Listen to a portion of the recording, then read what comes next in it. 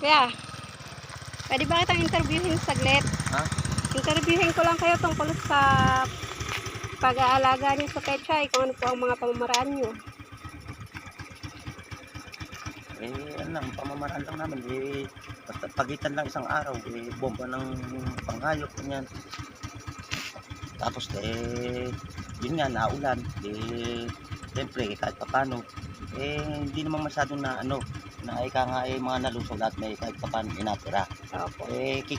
Kikita naman. Kikita naman po kahit Oo. paano. Basta ang petche lang, wag lang pababa, kahit papaano, makukuha naman siguro yung gastos ng puhunan ng amo, tsaka kahit ika nga, yung makaparte lang kami ng tiko konti, Ayos na. ayos na sa amin. Opo.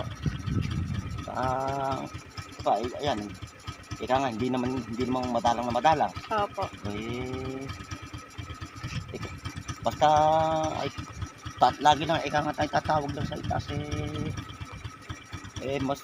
mas mainam pa kasi kung tatawag ka lagi sa itaas at hindi lang yun, hindi lang sapat yung pagtawag sa itaas kahit papaano pag napapasok ka ng simbahan, siyempre Opo. magdadasal ka na ika nga na tayo kahit papaano ay Swertihin. swertihin. Opo. Sige, kuya, ano pang pangalan nila? Eddie Reyes. Ayan, Kuya Eddie Reyes, thank you po.